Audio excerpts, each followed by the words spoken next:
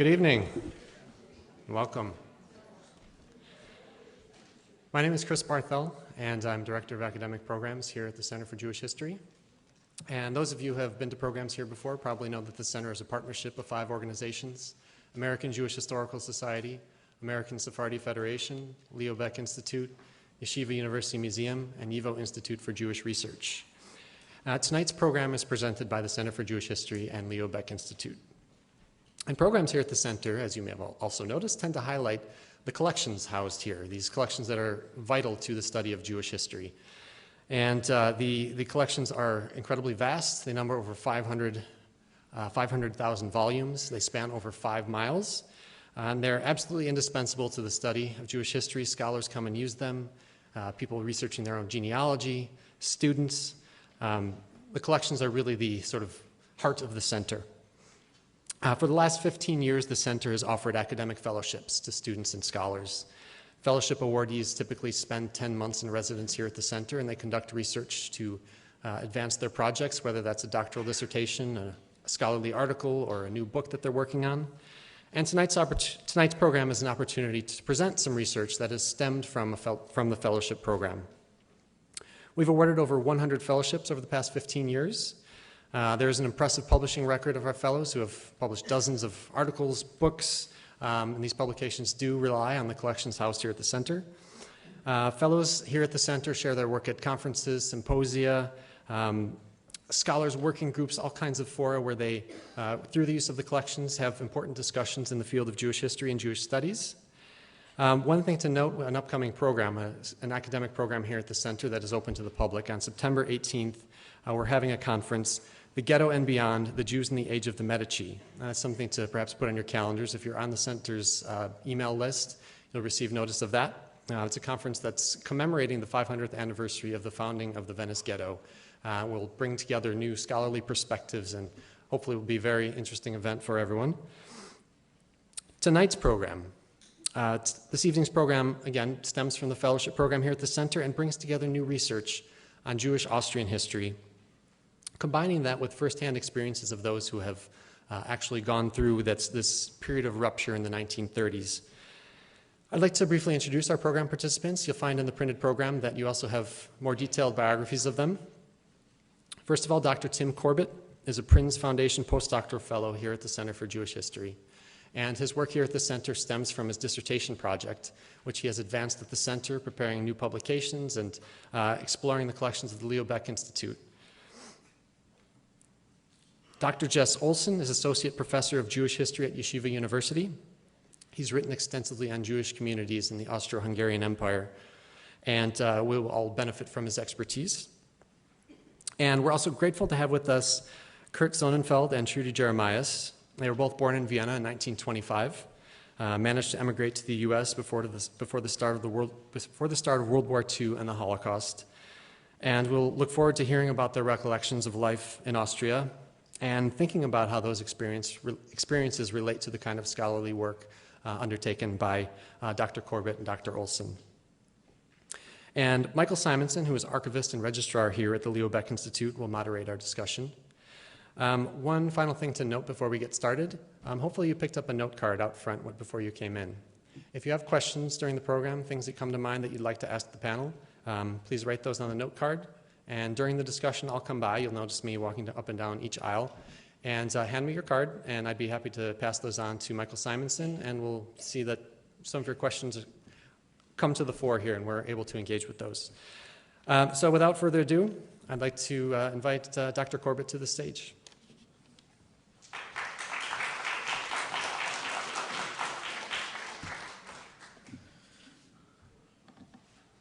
Thank you very much. It's really great to see such a great turnout here. I can honestly say I've never spoken in front of such a crowd before, so I think that's really wonderful if this topic has such attraction. So I'd like to first of all thank Trudy and Kurt especially for coming down and agreeing to talk to us tonight about their experiences. I think this is a really wonderful opportunity, and I'm really looking forward to having this discussion. Down, like this. Is that better? So yes, thank you, Trudy and Kurt, and I'd also like to thank Michael Simonson for his help in organizing the program tonight. And finally, Chris Barthel as well, who has been a really great mentor on the fellowship program here. And Jess Olson for coming as well to agree to talk to us. So the presentation that I'm going to show you now, I will keep fairly short and general, as I'm sure the most interesting part of the evening will be the discussion that I'm going to have afterwards. So I aim in the next 20 minutes or so to sketch an outline of 20th century Jewish-Austrian culture, its complexity and its international impact, which goes beyond the near total destruction of the Jewish-Austrian community during the Holocaust. So this is, as Chris has already introduced, a snapshot of my current postdoctoral project, for which I've been researching over the past year here in the collections of the Center for Jewish History. In the long run, I aim with this to produce a book on the transformation of Jewish and Austrian identities through the ruptures of the 20th century. The modern history of Jews in Austria is widely portrayed as the convoluted story of a great cultural flowering that ended in murderous destruction, a cultural genesis mouthing into cultural and physical genocide. The brief but profoundly fertile heyday of Jewish-Austrian culture took place within a progressive and generally inclusive climate of erudition and innovation unparalleled elsewhere in Jewish European history, except perhaps in the era of Moorish rule in medieval Spain. The much-discussed Viennese fin de siècle, in particular, is widely studied for the lasting impact it had on European art, culture, science, and philosophy, and the central role that Austria's Jews played therein. The story of Austria's Jews, a broad and loosely defined collection of peoples, once accounting numerically for a good fifth of Jews worldwide, has also frequently been called the most unrequited love story in European history. This narrative, however, so bleak in its assessment of the Jewish-Austrian past, and so stark in its separation of the Jews from the history of the Austrians, begs reconsideration. After all, a century ago, the sense of belonging of Austria's Jews in their home cities, in the Habsburg lands, and in Central European culture was so great that when the Habsburg Empire imploded, torn apart, as the popular story goes, by the forces of irredentist reactionary nationalism, it was remarked that the only true Austrians were the Jewish Austrians. This is a compelling but not uncomplicated notion that underpins my current research and which I would like to explore here today. The legacy of Jewish Austrian culture is all around us, echoing into the present day in more or less explicit forms, echoing stronger now than ever in 2016 as scholarly and popular investigation reclaims this heritage from the cultural oblivion of the Holocaust. I think here, and I hope this PowerPoint will work, to cite a well-known example of the recent... No? Okay, I should have checked this first. Sorry, one moment.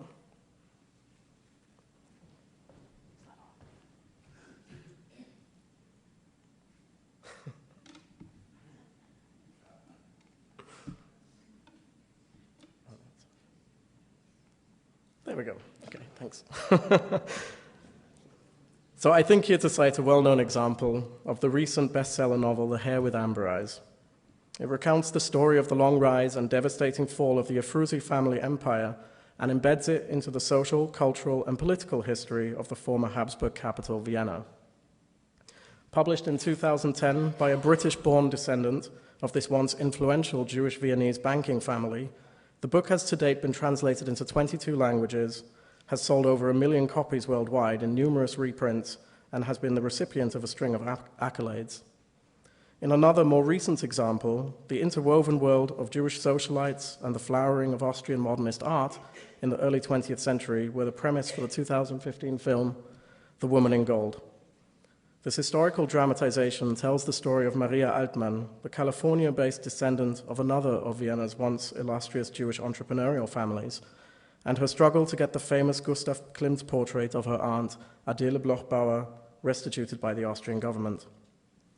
This story, representative of thousands like it, showcases the shameful state policy of post-Holocaust Austria to hang on by whatever subterfuge in its power to the property that was Aryanized, meaning expropriated and stolen under Nazi rule, from the people who were subsequently driven ruthlessly into either exile or death.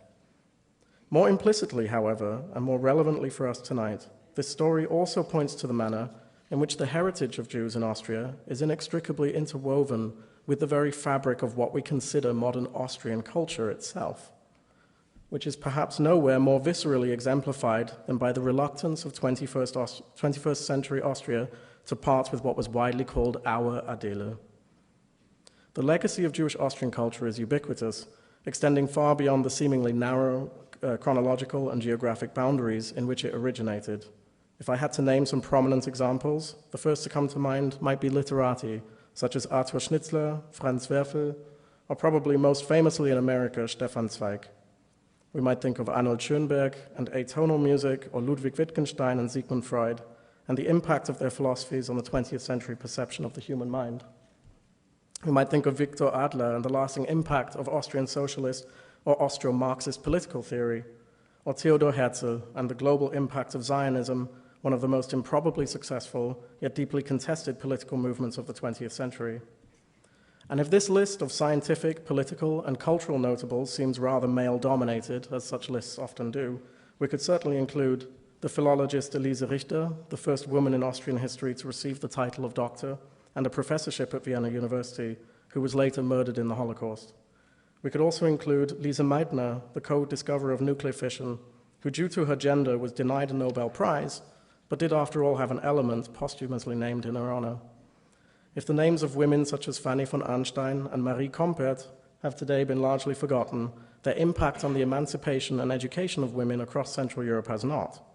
Indeed, if we look beyond the Holocaust, we find women of Jewish Austrian descent still fulfilling key roles in Austrian culture and society today, such as the Nobel laureate Elfriede Jelinek or the award-winning filmmaker and writer Ruth Beckermann. The legacy of Jewish Austrian culture neither ends with the Holocaust, nor is it confined within the borders of the Austrian state. The descendants of Jewish Austrians, the majority of whom were forced into exile following the cataclysmic Nazi takeover in 1938, have been widely noted for their cultural and scientific prowess. Examples that come to mind include the acclaimed Hollywood film director Billy Wilder, the pioneering gender historian Gerda Lerner, or the neurologist and Nobel laureate Eric Kandel. Of course, in these latter cases, it becomes problematic to include such individuals into a list of Jewish Austrian, or worse, Austrian notables, as Eric Kandel exemplified in his autobiography, In Search of Memory. Recalling the day he was informed of being awarded the Nobel Prize, he commented, "I found the telephone calls from Vienna most interesting because they were calling to tell me how pleased Austria was that there was yet another Austrian Nobel Prize." I guess you read that for yourself. I had to remind them that this was an American Nobel Prize. Kandel had good reason to gently reject the Austrian attempts to claim cultural ownership of his achievements. It is a recurring theme amongst Jewish Austrian memoirists in exile that the country which so callously drove out or murdered its Jewish sons and daughters has nevertheless proven quite willing to capitalize on their cultural and scientific creations. Kandel was born in 1929 in an affluent neighborhood in Vienna, the son of educated Viennese citizens and Austrian patriots, yet his memories from the age of only 9 years old were dominated by the coarse, brute violence inflicted by his non-Jewish neighbors in the wake of Austria's Anschluss to Germany. That Kandel, a citizen of the United States since the age of 10, should disavow Austria's attempts 60 years later to claim his achievements as its own is neither surprising nor unusual. Yet Kandel's life, not least of all his work, are demonstrably and inextricably bound up in his Viennese origins. As he outlines in the preamble to his autobiography, it was nothing other than his memory of the Austrian past that led him on his trailblazing path to explaining the neurological phenomenon of memory as a whole. Thus, Eric Kandel's life story, which I use here as exemplary of thousands of other Jewish Austrians who went into exile, is indicative of the resonance in the present day of the Austria of the past, just as their Austrian heritage continues to resonate amongst new New Yorkers such as Kandel himself. What the thousands of stories of former exiles like Eric Kandel reveal is that Austria, as a construct of memory or as an imagined cultural space, has not only survived, but is in fact a product of the cataclysmic, temporal, spatial, and personal dislocations which define the collective Austrian experience of the 20th century. It should, of course, be noted that the large and extremely heterogeneous population of Jewish Austrians before 1938 comprised many ordinary or less prominent individuals, but their cultures and life stories are no less compelling or fruitful for historical research than the high culture of Austria's more famous Jewish notables. In the following, I will briefly explain the parameters and trajectories of my ongoing research project researching the broad paradigm of the modern Jewish-Austrian experience. My approach is based on the premise that the individual stories, as well as the collective developments of Jewish-Austrian history through the 20th and into the 21st centuries, have been inextricably bound up in the history of Austria as a whole, especially in the ruptures which have shaped and at times destroyed this loosely defined political, geographical, and cultural space. One of my key motivations and main hypotheses is the persisting feeling that the very concept of Austria through modernity has been actively bound up in the fate and the treatment of its Jewish population, be it in the cultural genesis of the fin de siècle or in the cultural genocide of the Holocaust. In other words, to put it more academically, in terms of current trends in cultural studies, my research investigates the interactive and transformative relationship between constructed notions of Jewishness on the one hand and Austrianness on the other, through the successive ruptures of the 20th century. Key moments of 20th century Austrian history, a history defined more by its vicissitudes than any continuity, had a profound impact not only on Austrian political society and the everyday lives of its inhabitants, but even on the very understanding of what constituted Austria itself and what determined belonging within this cultural space. Hence, I sometimes deem it appropriate to put the term Austria in quotation marks as a means to emphasize the mutability of the term as an ideological and cultural concept through modernity. Austria might be classified as something akin to a phoenix, persistently resurrected from the ashes of its own funeral, if this notion did not belie the fundamental mutations which this concept has undergone with each cataclysm. Let me illustrate this with an example. Consider a central moment of modern Austrian history, the starting point for my current research project, namely the collapse of the Habsburg Empire in 1918 in the closing days of World War I. With group after group deserting the war effort and declaring sovereignty in new national states, even the German-speaking Austrians, who at this time for the most part considered themselves simply Germans, disavowed Austria in the form of the multicultural Habsburg Empire and overwhelmingly sought to unify as a nation with the German Empire.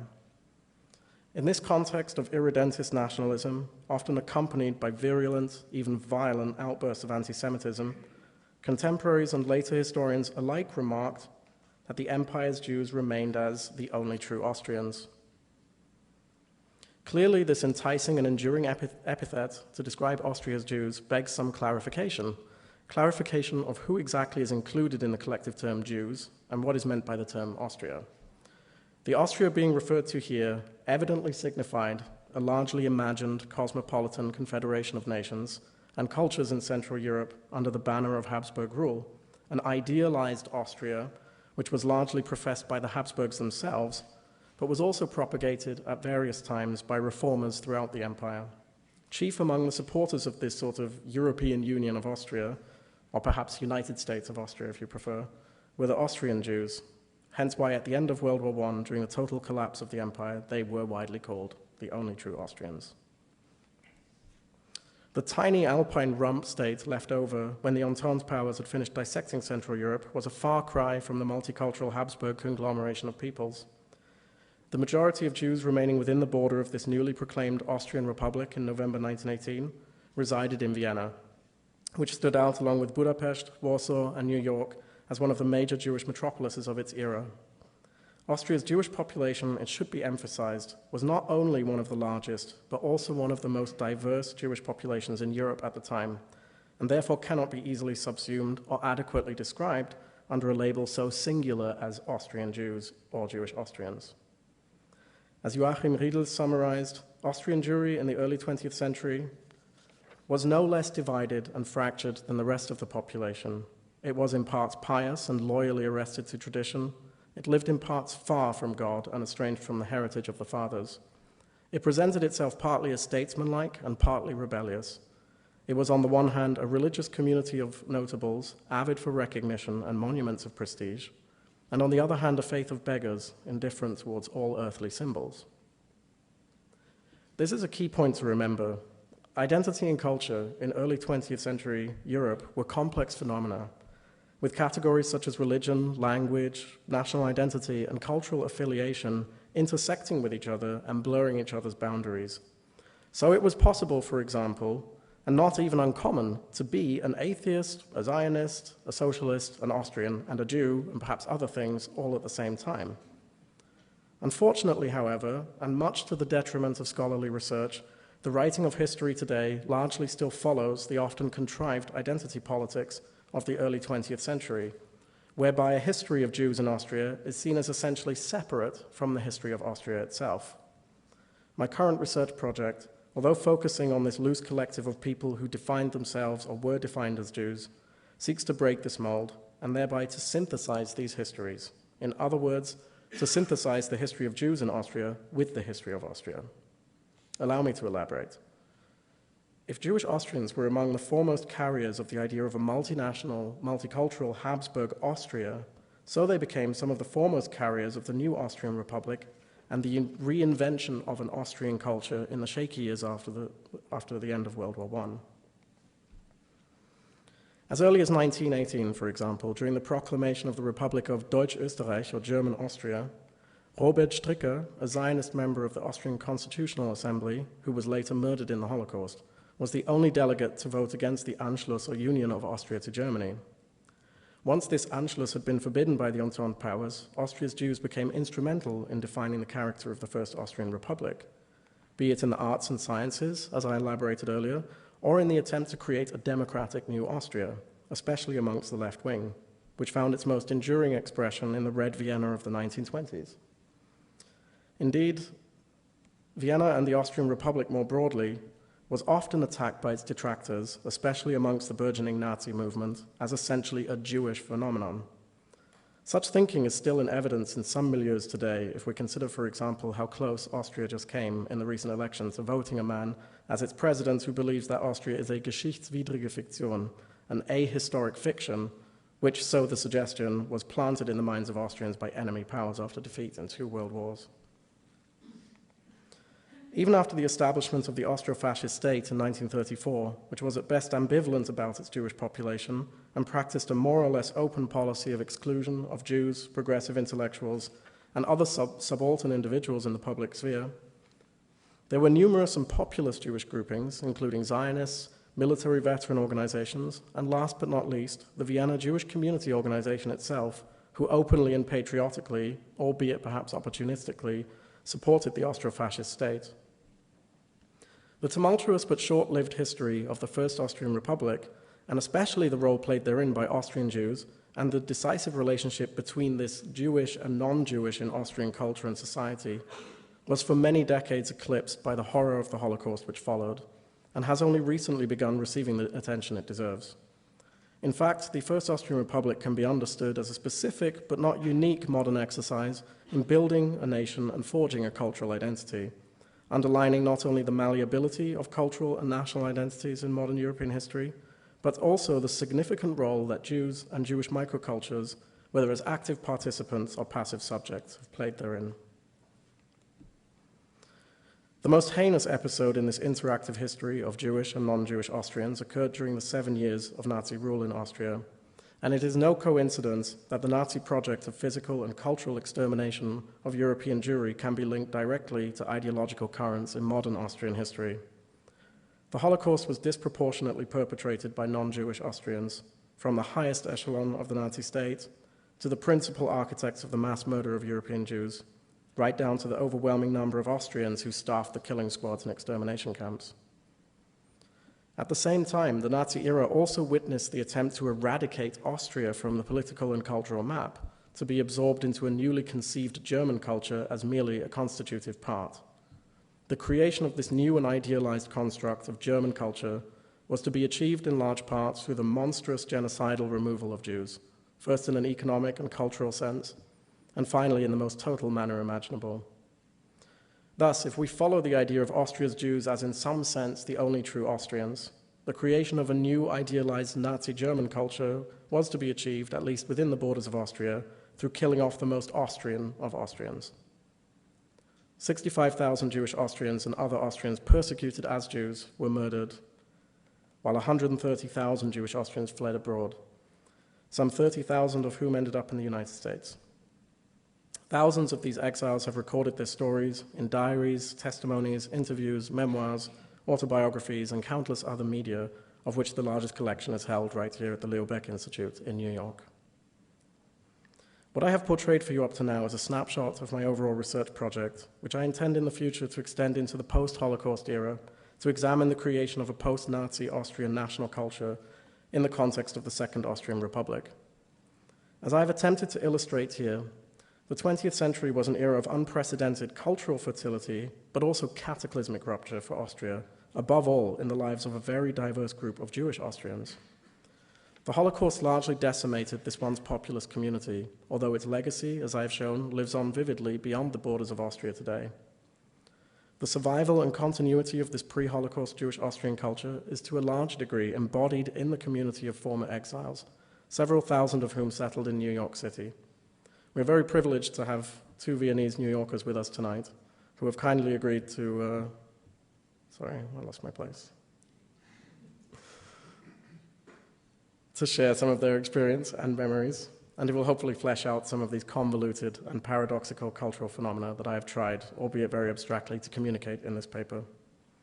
I do not wish to preempt this discussion, which will follow shortly, nor to speak on behalf of Trudy and Kurt, so I will say only a few brief words before concluding on what my research in the collections of the Leo Baeck Institute over the last year has revealed about the views, perceptions, and reflections of the Jewish Austrians, whose calamitous experience in early 20th century Austria led them to a new life in America. While all of these individuals share in common an origin in Austria and a more or less violent and traumatic experience which resulted in their exile, the vast corpus of personal documents they have left for posterity reveals a remarkable variability of memories, feelings, and attitudes towards Austria and Austrian culture, both past and present.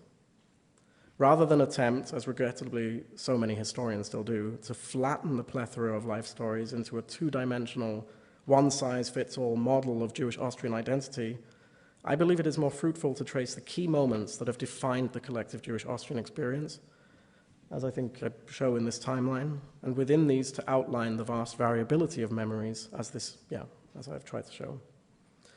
Nevertheless, if I had to name a single common denominator to the multitude of stories of this generation of Jewish Austrians, I would call it ambivalence. Ambivalence towards Austria, one the Austria of the past and the other the Austria of the present, as well as potentially ambivalence towards America as a new homeland, and ambivalence towards Jewishness and belonging in a Jewish community of either faith or fate. Although the vast majority of Jewish Austrians who fled the Nazis did not return to post-Holocaust Austria, this widespread ambivalence is most profoundly exemplified in the numerous ways in which a sense of Austrian cultural identity has continued, whether explicitly or not, to define this exile community in America. So before I conclude, I would like to illustrate this ambivalence and this sense of an Austrian cultural continuity in America with an example.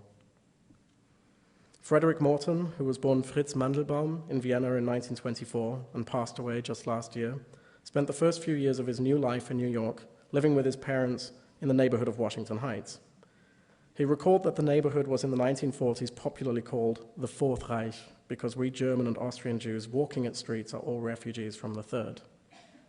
In his memoir, Morton described how, on our special occasions out, my mother takes along the white combed cotton napkins saved from Vienna and spreads them on the cracked plastic tables at the three-star diner so that the hamburgers will have some sort of resemblance to the Tafelspitz Florentin once served ceremoniously at the Café Restaurant Landmann. He recounted how his father dropped the name Mandelbaum for Morton because of the anti-Semitism of the jewelry makers where he wanted to be employed. Yet his father would pretend it was simply to simplify spelling problems with the authorities, thus underlining the ambivalence some Jewish exiles felt in America when still confronted with anti-Semitic prejudice.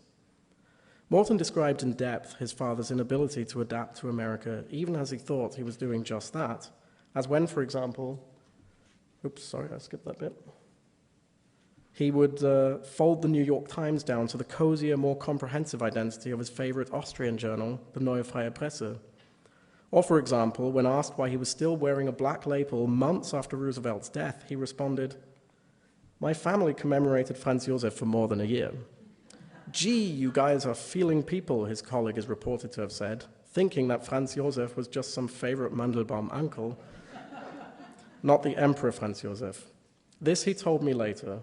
What became clear to me immediately was that in Roosevelt, Papa mourned a Habsburg. I've attempted here today to sketch the tremendous wealth of the Jewish-Austrian cultural paradigm of the early 20th century and its enduring impact beyond the Holocaust. Thereby, I've also attempted to underline the desirability of investigating further the successive ruptures of Austrian history and their multilateral effects on the construction and transformation of cultural identities in modern Austria and beyond.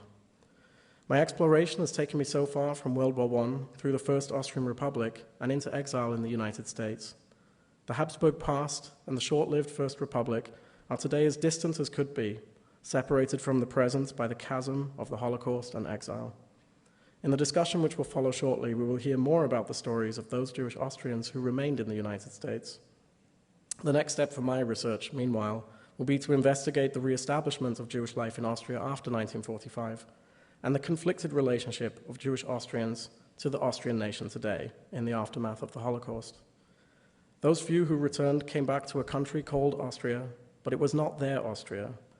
This was a new Austria undergoing another radical transformation, and their role as Jews and Austrians in this new and uncertain Austria was going to be as conflicted as ever before.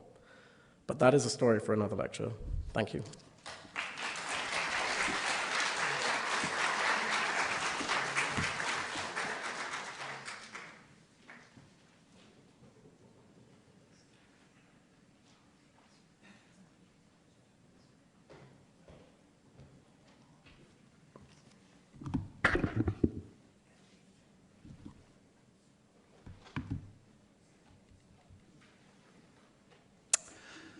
Good evening.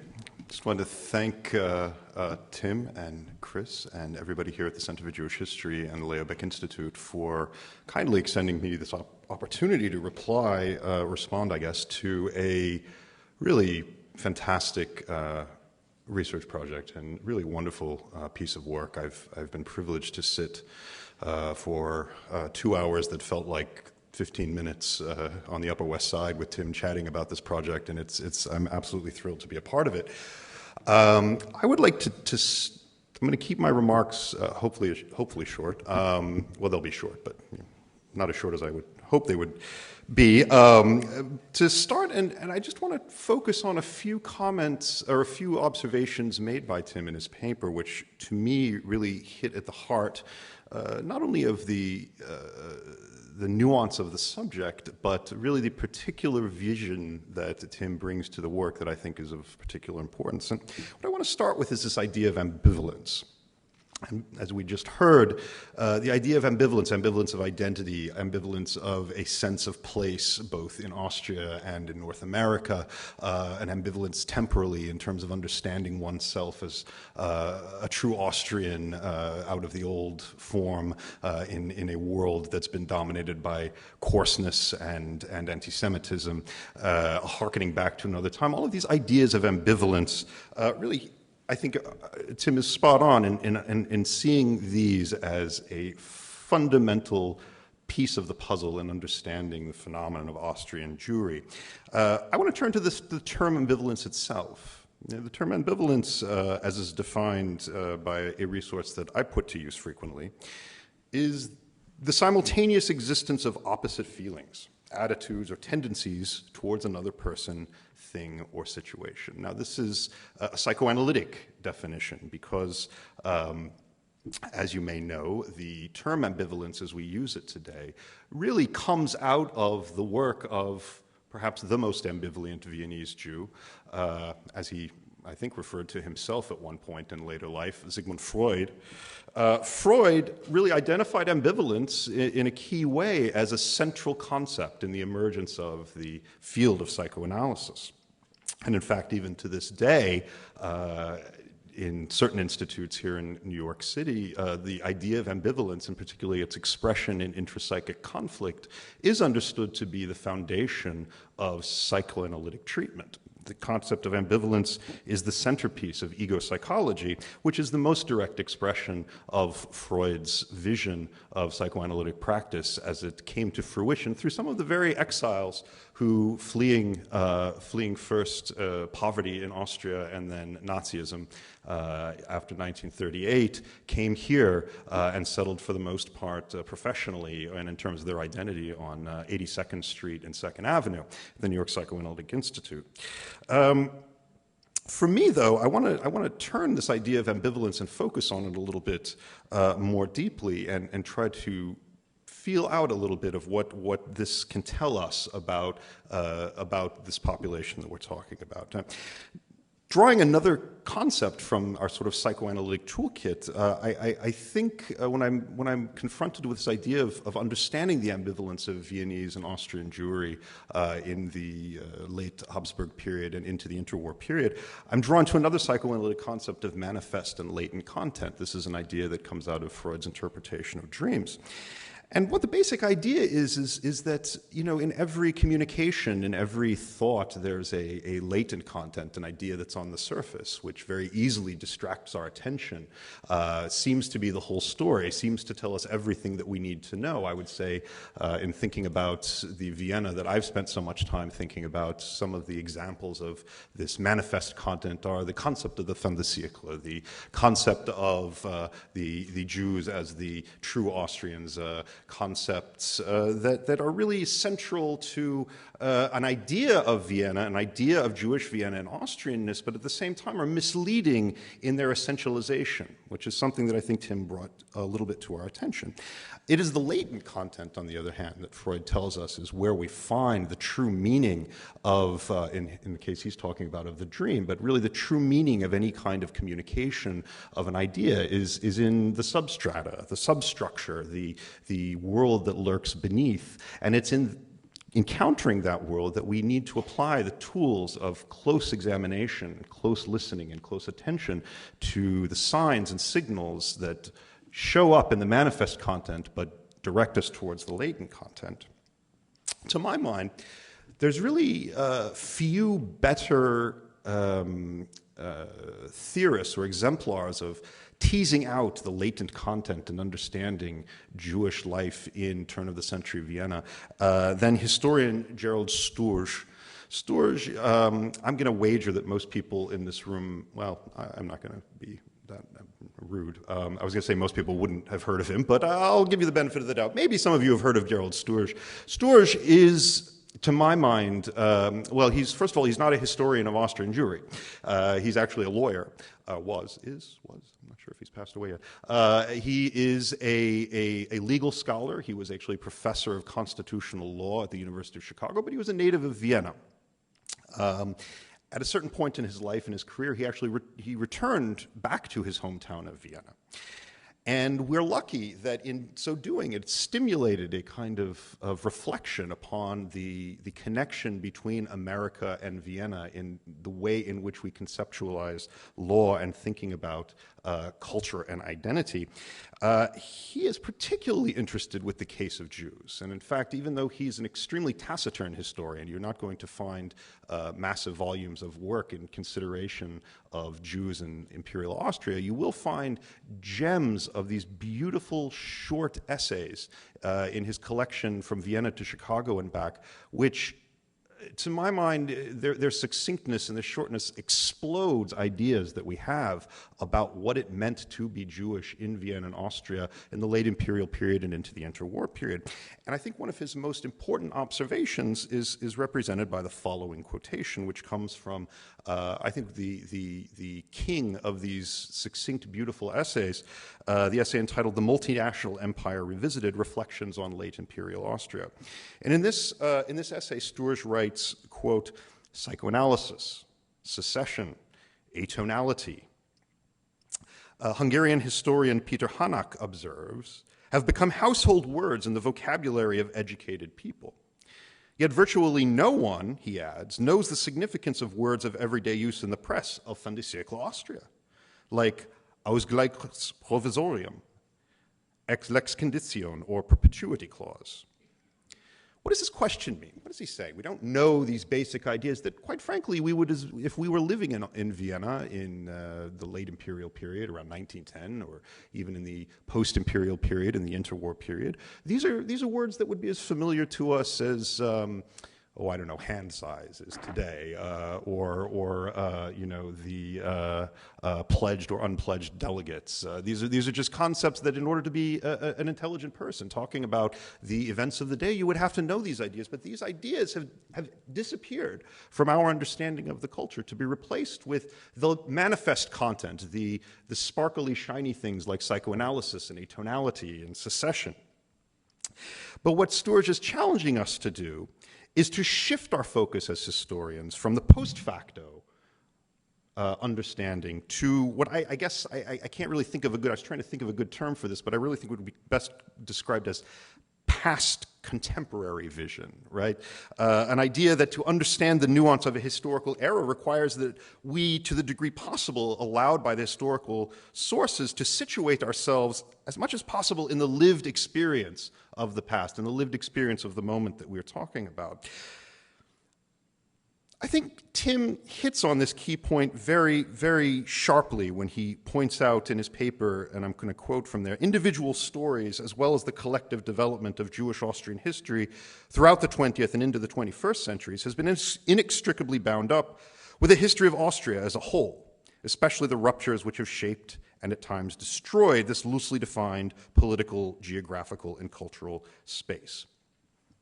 Now, to illustrate this idea, to illustrate ambivalence, to illustrate the latent manifestation of ideas of culture and identity and how they shaped the way Austrian Jews understood themselves, I just want to offer a small little case study, a small little example that I'm drawing from my own work. And it's something that I call the Schiller phenomenon. Now, I'm going to take us back a little bit earlier than we've been speaking about tonight, back to the heady days of the post-1848 period. This period, from a Jewish perspective, was really the beginning of the beginning of arrival as at least moving towards full citizenship, which would be realized with the provisions of the 1867 Stadtgrundgesetz. So I want to talk a little bit about what laid the foundation for some of the concepts of identity through the use of an object called the Schiller Denkmal.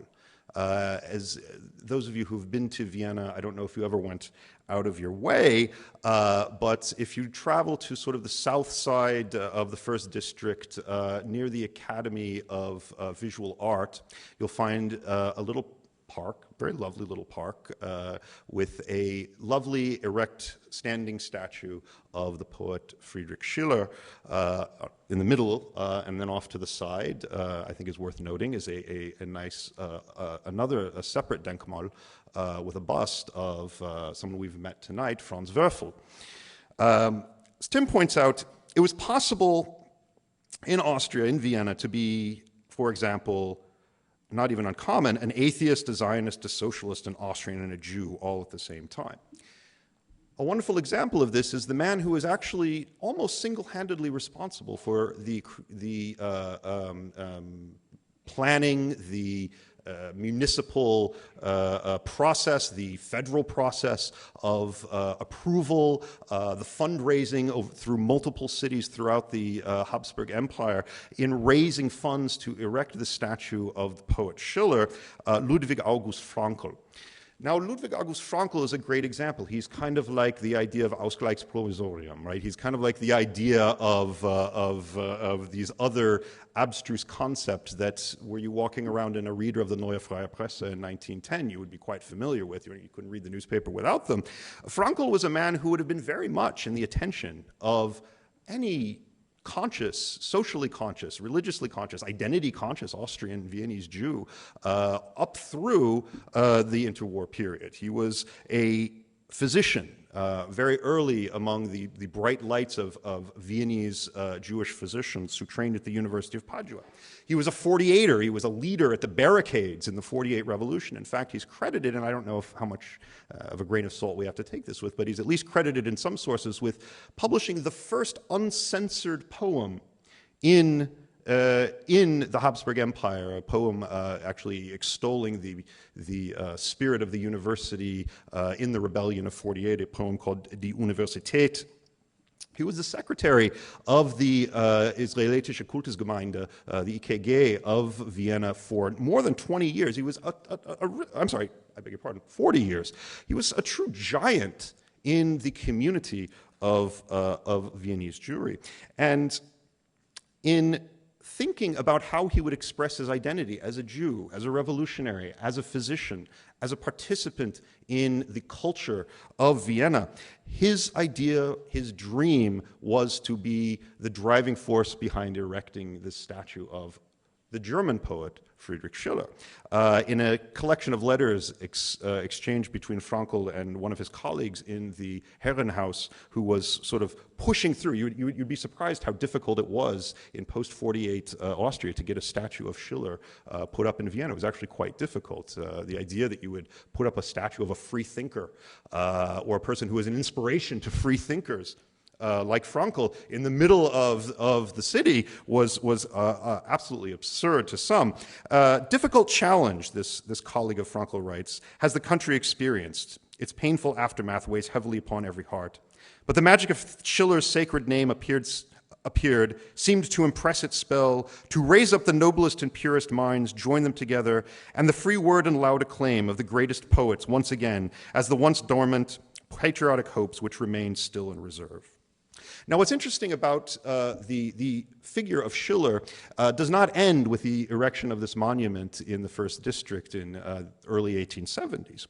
The idea of Schiller penetrates all the way through, again hinting at this ambivalence, right? It penetrates all the way through to the birth of another very overdetermined and important manifest movement to arise out of Vienna, a little movement called Zionism, which actually found its earliest expressions, some of its earliest expressions, in the University of Vienna with a club called Kadima. Kadima was actually responsible for putting together the first Jewish nationalist newsletter. You can't even call it Zionism because the term Zionism hadn't even been coined. It would be another 8 years before one of the members of Kadima, a guy by the name of Nathan Birnbaum, would coin the term Zionism in 1890. So before that, they sort of referred to themselves generically as Jewish nationalists. The first Zionist publication ever was actually a student newsletter, handwritten on carbon paper. There's actually, to my knowledge, only one copy of this paper existent anywhere. It's sitting in the basement of a suburban home in North Toronto. This lovely little newsletter opened its first issue with a poem called Judenwürde. Now, if you are, as we say up where I work in Yeshiva, if you're a Bucky in Schiller, if you know your Schiller well, right, you would know that that is actually an explicit reference to a poem by Schiller called Männerwürde, right, the worth of man. So the Schiller poem is a paean to sort of the freedom of mankind as this great individual, the spiritual giant. And he writes, among other things, the poem begins, "I am man, who is more? Who else can say that they frolic freely, leaping and skipping under the Son of God? In God's beautiful image am I marked from birth, striving for the heavens for which I forever reach." I apologize, in the German it actually rhymes. To the Kadimaniks, actually the author was a Moritz Schnierer, one of the early Zionists, took this poem and changed the words to make nothing less than the Kadima anthem, the anthem for the first Zionist, the first Jewish nationalist student movement in Central Western Europe. I'm going to say all of Europe because I don't think in the Russian Empire, even the Hove Zion was not quite as active as Kadima. And he changes the words to write, "I am a Jew, who is more?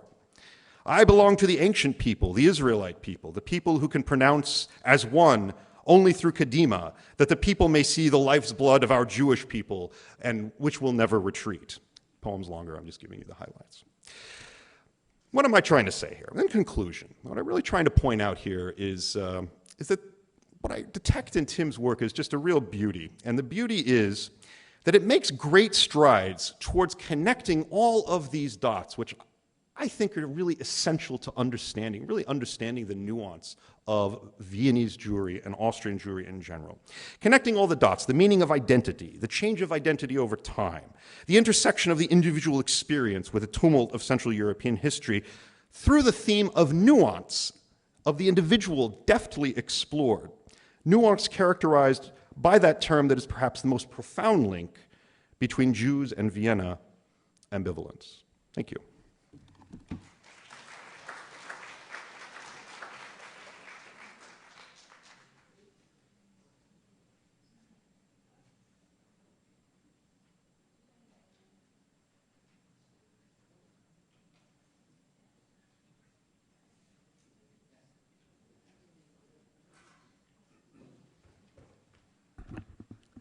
Hello, my name is Michael Simonson from the Leo Baeck Institute, and we'll now have all the panelists come up here and start the second part of the program, which will be a conversation. I'll wait till everyone is seated so I can introduce them correctly. We know the first two.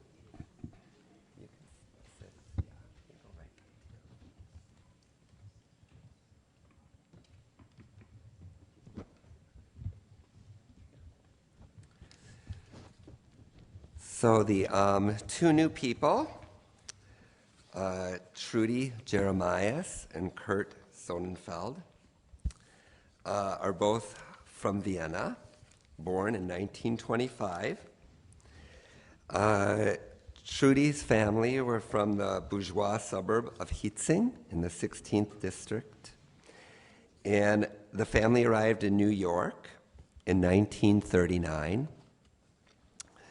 The family were successful textile manufacturers, and her grandfather was a banker. Here in New York, she became a jewelry maker until her retirement. She lived for a short period after the war in Vienna again, and we'll talk a little bit more about that.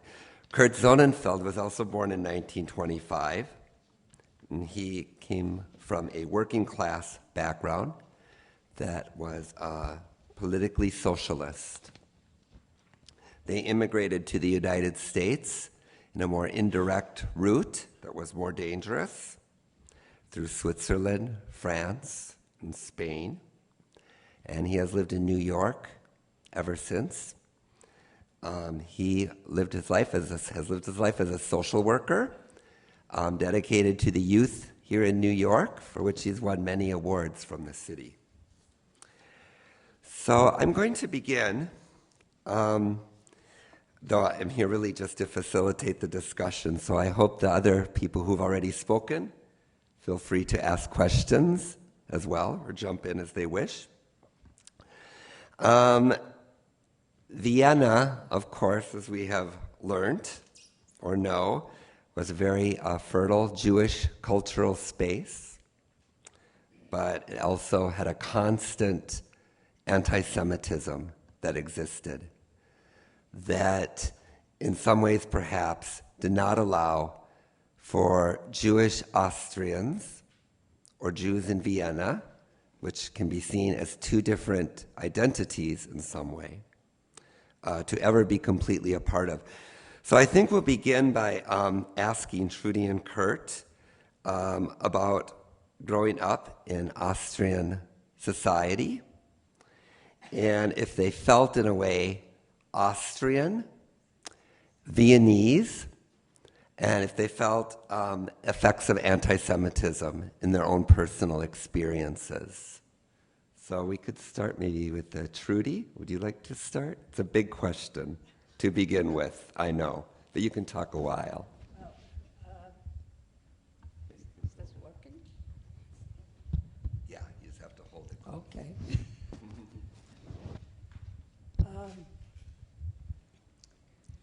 I felt, well, I have to, oops, not used to this. I felt Austrian, there was no question about that. There was also no question that we were Jewish. but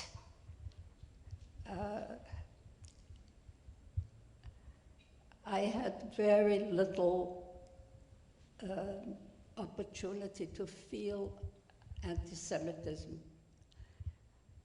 I was very young, and I lived in the suburbs. My life sort of was mostly lived in our beautiful big garden with lots of animals, so I had a very protected childhood. Only when the Nazis, after the Anschluss, suddenly I was faced with not being able to stay in school, whereas I couldn't finish the semester. My friends who suddenly from one day to the next didn't want to talk to me. And I couldn't continue school because I was just kicked out, very simply. But aside from that, I mean, I had some experiences with, we had this huge garden, and we had a gardener family who lived next door. And I spent a lot of time there. I was part of that family. I played with the two boys there. There was no question that we were very good friends. And they turned out to be rabid Nazis. And they would, if my mother would burn something in the fireplace, they would immediately call the police and say, we're burning documents and God knows what. So this is really my main memory of the subject of anti-Semitism. Did you attend any? Did you receive any Jewish education, or did you celebrate Jewish holidays in your home? We had a Christmas tree. I had in lower school, in grammar school, the Jewish children had an hour off when, while religion was the subject, and the other kids were extremely jealous because we went to eat ice cream. But as I said before, I did not have the feeling that I was, I mean, I always knew I was Jewish. There was absolutely no question about that, but there was absolutely no religious. I did go to religious schools for a short time. I don't remember anything about it. I hated it. I mean, it was so foreign to me. Yeah. Because You did have one. You've told me before you had one relative who was religious, an uncle. Did you have a relative who was religious? Or was? Oh, I must have been misremembering. Not even my grandparents, whom I still knew, but I don't think there was anybody in our family who was in any way religious. So this is. Actually, I'm remembering. That's what you told me, because you told me before that in another conversation that in most families there was maybe one religious person, but in your family there was really none. No, I remember that. No, and so Kurt, I was going to ask you the same thing about. As someone growing up in Vienna at that time, if you remember feeling that you belonged to Austrian culture, Austrian society, and also playing into that a Jewish identity, if that existed in your family, and to what extent. And in what other ways you just define yourself as Austrian, or maybe more particularly as Viennese. Well, good evening. My Viennese memory includes the very happy occasions when many members of my family came to visit us at our house, at our apartment. And it includes the many political activities of my father, who held a number of positions in the Social Democratic Party. And the memory includes my, as a boy, young boy, marching several blocks in the May Day parade, and then stopping and watching the rest of the parade march by, with all the paroles and the songs of that time, that they always remained in my head. And I remember, of course, the tremendous music and art scene in Vienna, which was always with me and is still with me. And of course, I also remember the tragic elements in 1934, where the Austrian Fascist Party came to power, and my father lost his job because of that. And then in 1938, of course, when my parents and I were fleeing Vienna, and as it happened, the next day that we were not in Vienna anymore, they came for my father. And my grandparents, who were in the same house, heard one of the three men say, "Oh, this bird was flying away from us." So, of course, at that time, there was much of luck involved. But we treasured that luck, and then went to France, and after 2 years, through very exciting episodes, came to landed in New York. Specifically, your question? Well, it was specific. You kind of covered it in some ways. Actually, it raises another question. I know that when you were in France with your family, you continued to be very active in the Socialist Party. Your whole family did. And was that also that was an Austrian community as well, right? Jewish exiles gathered in Paris. Jewish exiles who came from Austria, who called themselves the ex-Austrians, really. And there were some non-Jewish members of that too, of course. But there was a youth group that was formed. I was in that youth group.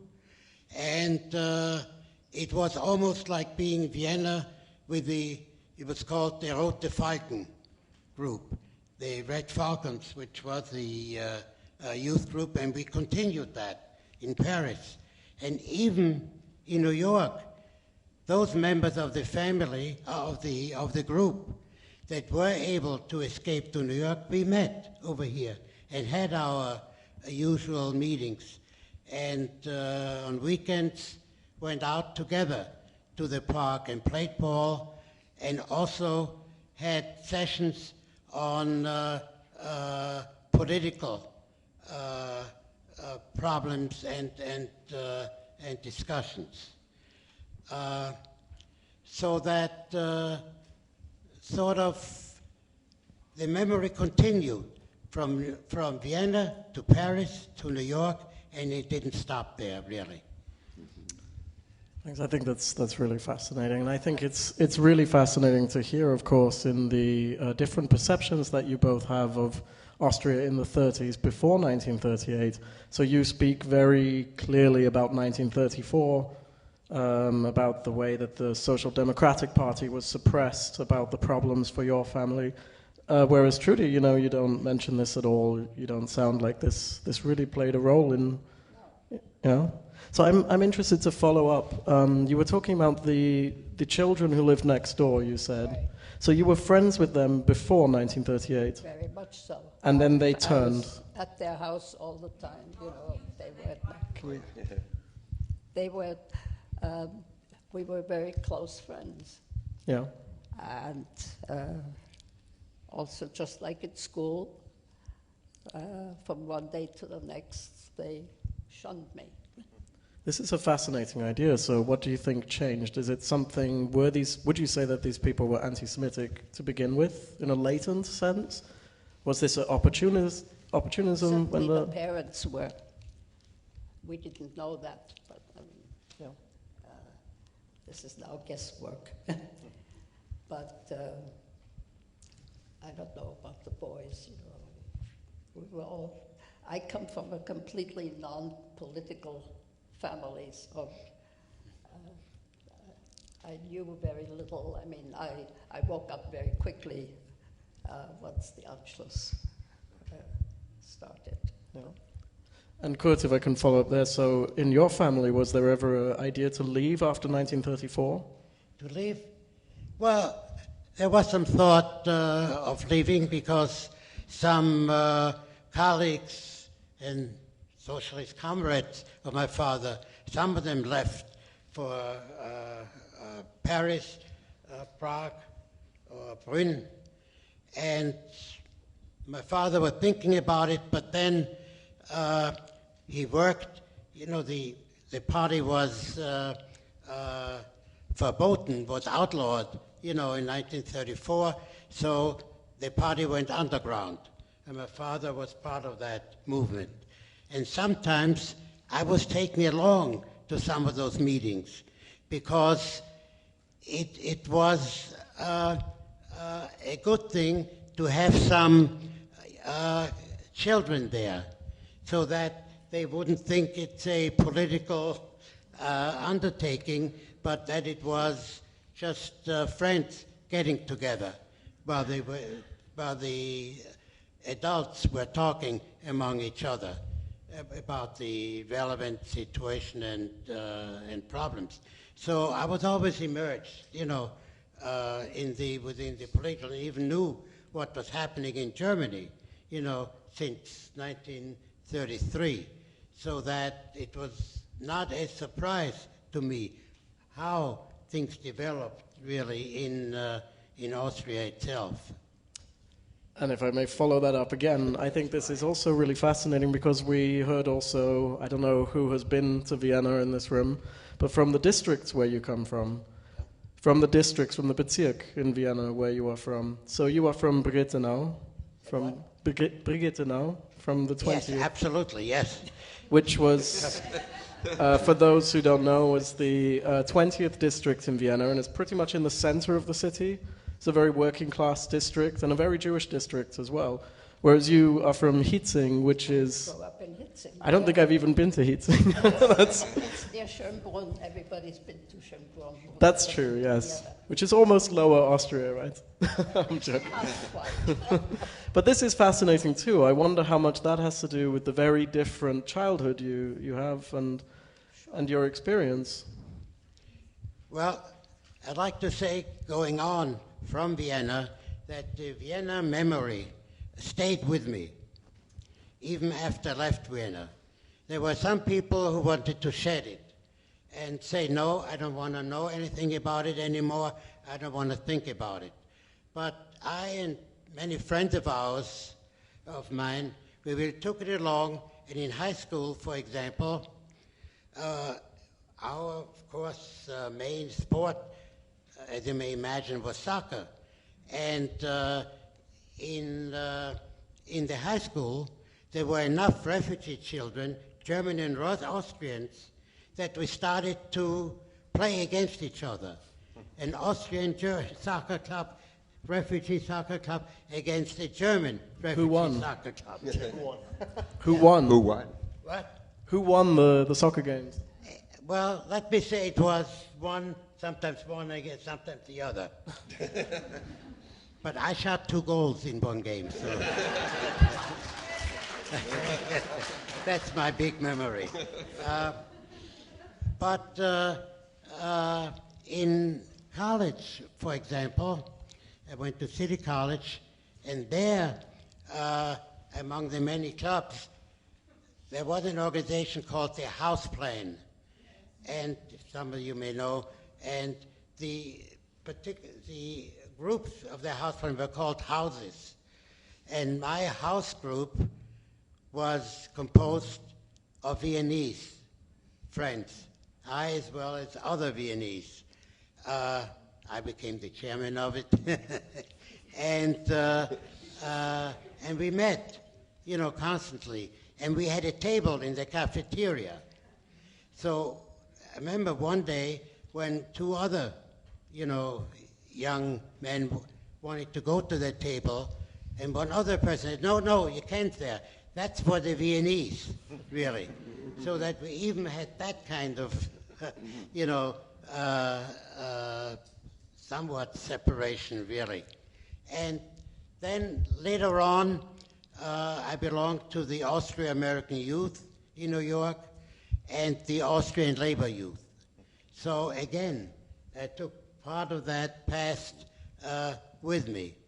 That doesn't mean we weren't rooted in New York, yes, but we felt we could have both.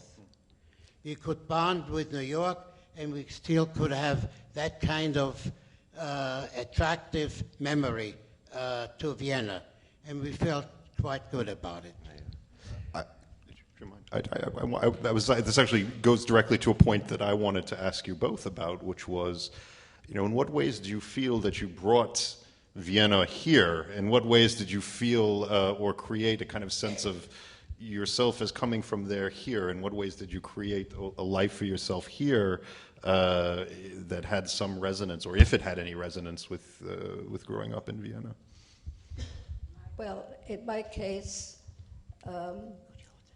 I lived with my mother, and most of the people around me were German-speaking because they were friends of my mother's. And I also, I don't remember that much about my school life because I hated school. But there was German spoken around me all the time, except when I was at school. So, and also, I had a very hard time really assimilating in New York for quite a long time. And I always had this feeling I needed to go back to Europe. I wasn't completely at home in this country, but I also felt, Vienna was something far away and from my childhood. And so I did live in Vienna for 2 years, lived and worked in Vienna. And it was a rather interesting experience. It was a little strange because I worked in a Musikhaus. What is the translation for Musikhaus? I'm not sure. Anyhow, it doesn't matter. I sold classical music. Oh, like in a record store? Record store, yeah, but it had everything, and not just records. Music store and... Music store, okay. And it was a rather... I had to make up my mind right from the beginning when I took on this job. I knew that I would meet up with a lot of people about whom I would question what they had been doing during the Nazi period. Just for reference, this was in the 1950s, right? This was in the late 50s. Late 50s, yeah. And I just, since I liked my job, I just decided to more or less ignore the subject. The only way I could work in an open store was if I could set this aside. And my social life was a very small group of people who I got to be friends with. And I had a wonderful time living in Vienna after the war, going to the theater, enjoying everything I could. And it helped a great deal when I decided to come back. I had gotten over this feeling of having missed something, whatever it was that drew me very powerfully back to Europe.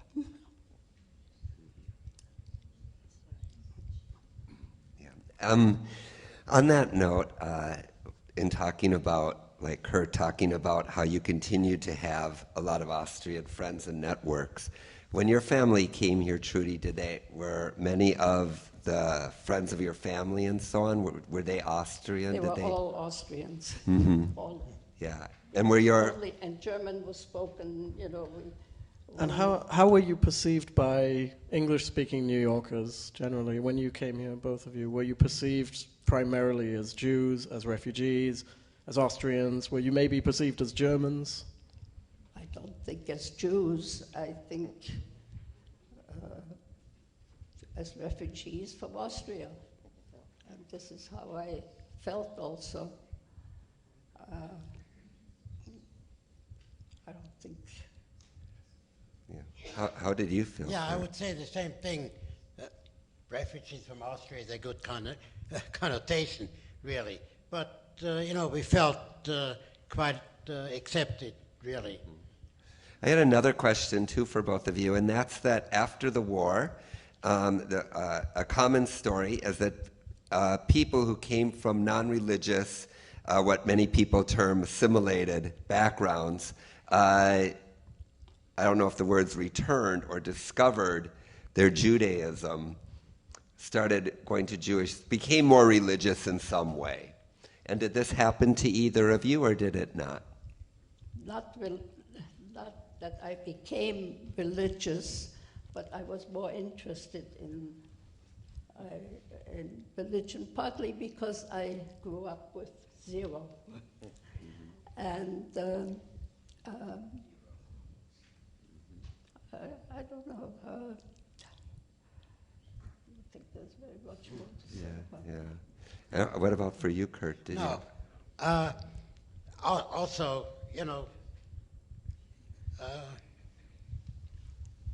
was not particular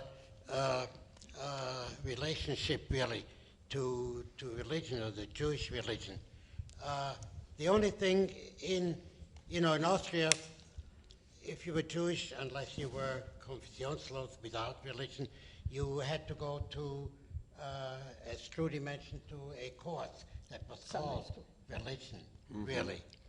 And so I went, to that within public school and later on gymnasium. I had one of those courses in Jewish religion. So I kept up, for example, celebration of holidays. And my parents were not religious, so I took a ruler and some candles and matches and went downstairs, one flight downstairs, to my grandparents' apartment. And there I lit the candles with them. So for 8 days, really. And I would say that probably was my main relationship at that time to the Jewish religion, the Hanukkah candles. Right. But I know, Trudy, that as we've talked before, that after the war, your family officially converted to Christianity. I was just going to... Yeah, I figured. I was just going to mention this. My family, that is my father and grandfather, who played an important role in my family, they went to an extreme which I had great difficulties to go along with. And that was, they decided to have the children baptized after we arrived in New York. Now, if this had happened in Vienna, I wouldn't have blamed anybody. It was a way of being more protected, the hope that it would protect you. But once we were in the States, I was absolutely appalled at the very idea. But having been a good girl all along, I agreed, and I was baptized by, at the Riverside Church, of all places. And, but then, I think it was about a year later, it was decided it's no good. My maiden name was Epstein. It's no good to be baptized and have a name of Epstein, so the name was going to be changed. And by that time, I had started to think about this whole thing, and I disliked the very idea, and I simply refused for the first time in my life that I asserted myself. And everybody thought, oh, she'll get married and that whole problem will be solved. Well, I waited very long to get married also. So especially my poor brother, who was 2 years older than I, we were in the same school for a short time. And of course, he had a sister by the name of Trudy Epstein, and everybody knew that his changed name was not his original name. Can I skip forward then? So we heard you went back to Austria in the 1950s, but both of you went with the Jewish Welcome Service in the 2000s, and I don't think we established exactly when you went. I don't remember. A bit less than 10 years ago. We could not remember the exact date. But I'd be very interested to hear. Ago, 8 years ago, maybe? So the Jewish Welcome Service is an organization in Vienna that for many years has been bringing back former Viennese citizens to their hometown in this project. And I'd be interested, of course, Austria, as I tried to communicate in the lecture, I think Austria is not Austria. So now in the 21st century, how was that? How did you feel also on this program? How did you feel coming back to Vienna then? Well, it was very interesting because historically, the population thought in historical terms. They talked about the years up to 1938, and then talked again about the years after 1945. And nothing in between. I didn't hear anything in between. So I sort of followed along with that mostly, because up to 38, that was my, experience time. And now we are after 1945. The only thing was when I was sent in by Jewish Welcome Service and another organization, START, I think it was called, that I was giving a lecture twice when I came to Vienna, to the gymnasium I went to and to several other gymnasiums. And I talked to them about the horrible times, in between, and to get them to talk about it, and especially to come up with a resolution, of course, the obvious, that this must not happen again. And what can we do, really, to prevent, such occurrences? So that I felt comfortable in doing both, really, in remembering the past, but somewhat also looking somewhat towards the future. I just remembered that, I don't remember the year anymore, but I was invited to Salzburg also to speak at a school there. It wasn't a school I had gone to, like Quartet. But this was I think it was high school. It's a little bit vague. But what I do remember very clearly is that the first question was from the students to me after I had said whatever I had said. What was it like to be on Ellis Island? And they had obviously studied all about Ellis Island, and they were terribly disappointed when I told them I hadn't been to Ellis Island. They were really, I mean, they were so geared on that. This was what they had been taught, and well, that's what they were asking questions about. And I'm afraid I was not, I could not really answer there. I did explain to them as much as I could how Ellis Island came about. Not everybody was sent to Ellis Island, not at that time. Yeah. So we can move on to the questions from the audience part. I have cards here, and I'll just read some out, and then whoever feels like responding to it is welcome to. We won't get through all of them. I'm sorry, I wasn't talking in this earlier. I realize now. We won't get through all of them, but I'll at least start, and we'll go for about 10 minutes.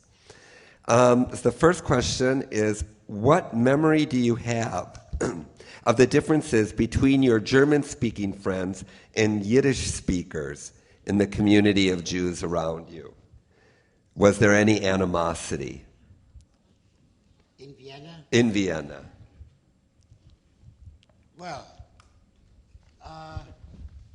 as I remember, in my district, as you heard, it was the 20th district, yes, that there were quite a number of members of the Jewish population, but some spoke Yiddish, but also spoke German as well as they could. So that, I mean, in terms of the language, we could, talk to each other, really. And especially when jokes were mentioned, because so many of jokes had Jewish, terms in it, so that we perfectly understood each other, especially in the telling of jokes. In Yiddish. And Trudy, The first Yiddish I ever heard was in New York. I didn't even know there was such a language, I must admit. yeah. The next question is for Tim, actually, and Joss as well. Have you conducted research on the impact of the Holocaust on second-generation Austrian Jewish survivors? Simple answer is no, I haven't. So I don't know who the question is from. Hi. But there are works which look at this. I'm not sure that's exactly in the kind of scope of the questions that I'm looking at. So I'd be interested to ask, are you talking about second generation in Austria or abroad? Of course, in Austria, you have to remember that the vast majority of Jews, and by Jews I mean people who really understand themselves as Jews, who define themselves as such, the vast majority are not from before the Holocaust. These are people who came, for the most part, from the former Soviet Union. So I think yes? 7,000 of us, so. Yeah. Oh, you're from Vienna? Very nice.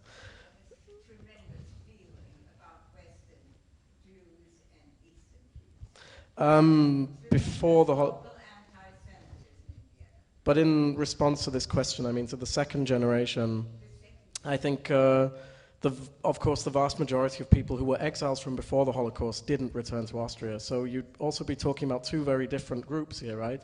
So the people who are second generation in Austria, and then presumably second generation in America, for example. And that it would be a very interesting question, but no, it's yeah, it's not what I research. I also, it's a bit outside of the parameters of memory. I think it's a fascinating question, and clearly one that I think needs to be done. Well, I don't know if there's a lot of work on the subject, but no, I haven't actually done much work on that.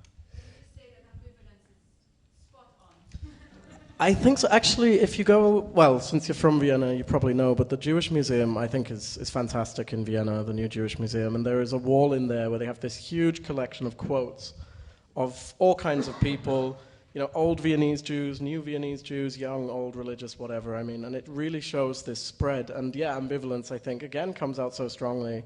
I know one in particular that I really like is someone who says, yes, Vienna, I love Vienna. Austria, I'm not so sure about. But then I think this is not only Jews today, and if we see the election recently, I think a lot of Viennese people feel like that these days. Sorry, but that's off topic perhaps. That's okay. To go to the next question, Dr. Corbett, you mentioned that after the 1934 fascist government, some Jews supported the fascist government. Can you please expand on why some Jews did so? I am really glad someone asked this question because I threw that in there without elaborating, and I think it is a actually really fascinating era. The Austro-fascist period, anyway, within Austria is not widely spoken about. I mean, you were talking about the period from 1938 to 1945 not being spoken about. Really, we can say the period from 1934 to 1945 is not spoken about because even if today Austria has come much further in acknowledging and addressing the Nazi past, the fascist past in Austria itself is still extremely divisive and is actually not very widely spoken about. And honestly, in Vienna, you can still find a lot of memorials, even to Dollfuss himself, which I think is questionable, to say the least.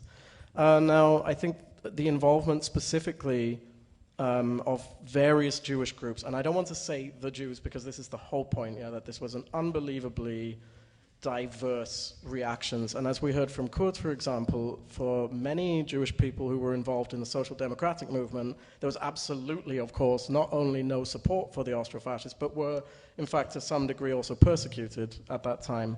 But certainly, as I mentioned, the Kultusgemeinde as an organization, the Bund Jüdischer Frontsoldaten, which was the major veterans organization, are just two that I could mention that were pretty loyal to this movement. And I think it's a very complex situation that really needs to be investigated further, that I really I'm looking at and will look more into in the future.